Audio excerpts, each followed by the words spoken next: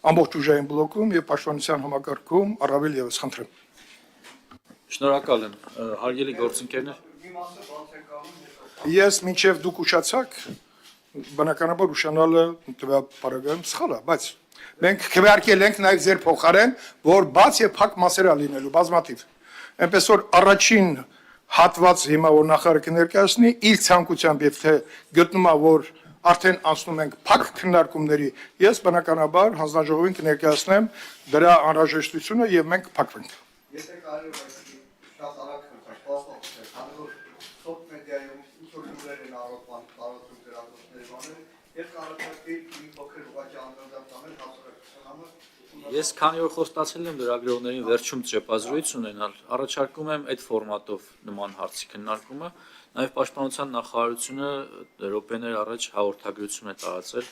որպեսզի բոլոր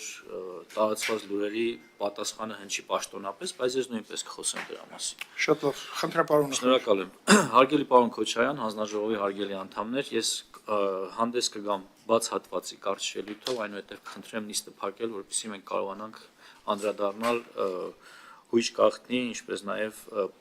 թվային այնպիսի տվյալների, որոնք ցանկալի չէ, որ բաց ֆորմատում հնչեն։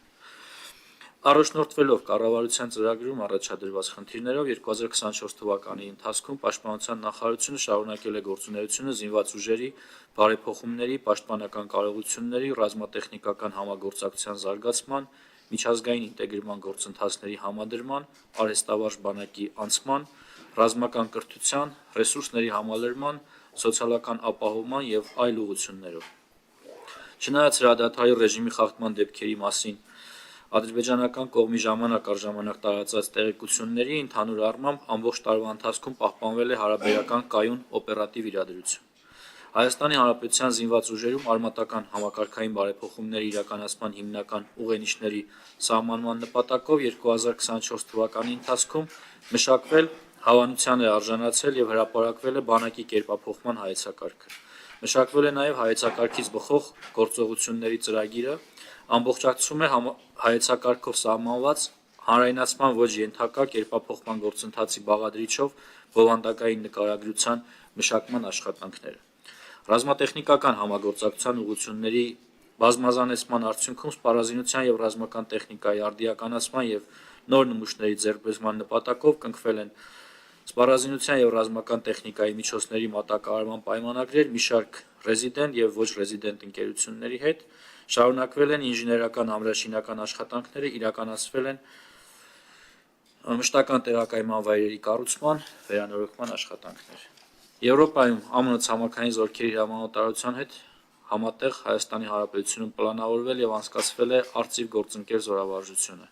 Շարունակվել է գործընկերային պաշտպանական համագործակցությունը Հունաստանի, ԱՄՆ-ի, Ֆրանսիայի, Վրաստանի, Հնդկաստանի, Ղազախստանի եւ այլ երկրների հետ ամենամյա երկկողմ պլանների շրջանակներում։ Կազմակերպվել է Հայաստանի Հանրապետության զինված ուժերի մասնագետների եւ ստորաբաժանումների մասնակցությունը Կոսովոյում եւ Լիբանանում միջազգային առաքելություններին, այլ պետությունների եւ կազմակերպությունների հետ Հայաստանի Հանրապետության զինված ուժերի փոխգործունակության մակարդակը բարձրացնելու ուղղությամբ ՀՀ զինված ուժերի ստորաբաժանումները եւ խմբերը մասնակցել են 7 զորավարժությունների եւ վարժանքների։ Շարունակվել է զինծառայողների ատեստավորման գործընթացը, որին մասնակցել է շուրջ 13500 զինծառայող։ Ատեստավորմանը մասնակցած զինծառայողների 57%-ը ստացել է դրական գնահատական։ Ատեստավորման արդյունքներով զինծառայողների ընդհանուր դրամական բավարարումն ավելացել է 205,000-ից մինչև 470,000 դրամով։ Զինվորական ծառայության եւ զինծառայողի կարգավիճակի մասին Հայաստանի Հանրապետության օրենքում կատարված լրացումներով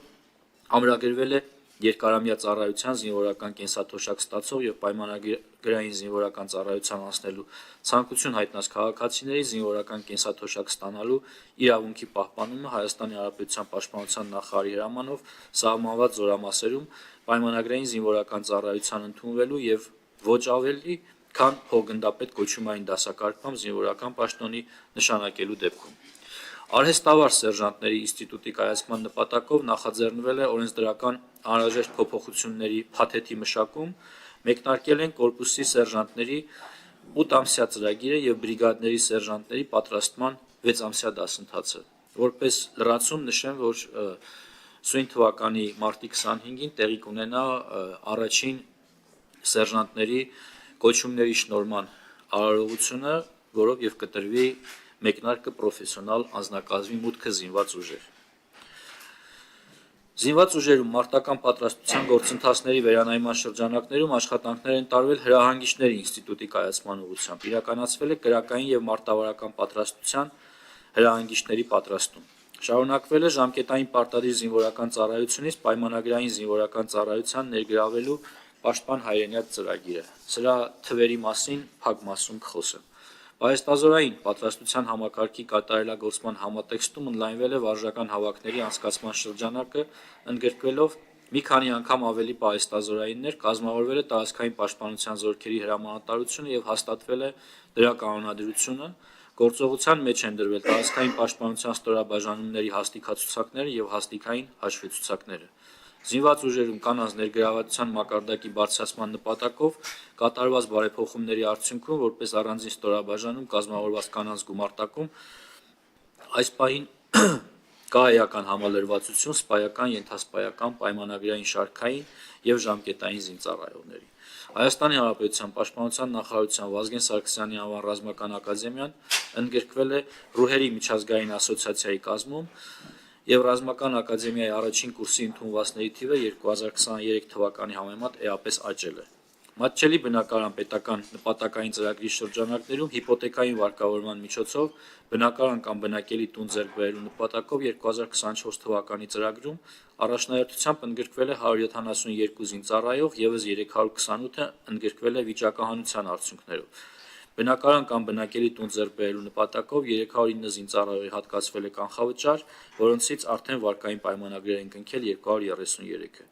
Հաշվետու ժամանակահատվածում պետական բյուջեի միջոցների հաշվին Պաշտպանության նախարարության կենտրոնական բնակարանային հանձնաժողովի կողմից 68 զինծառայողի տրամադրվել է բնակարանի գնման վկայագիր, 53 զինծառայող արդեն ձեռք է բերել բնակարան։ Հարգելի գործընկերներ, ես առաջարկում եմ այսքանով բաց մասը ավարտել եւ անցնել հաջորդ փուլին։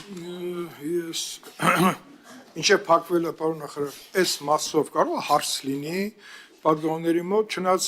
փակ մասում այդ հարցը շատ պատասխանները ամբողջական լինեն Հարգելի գործընկերներ,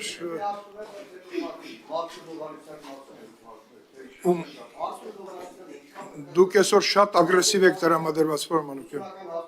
Շատ լավ։ Այո, այո։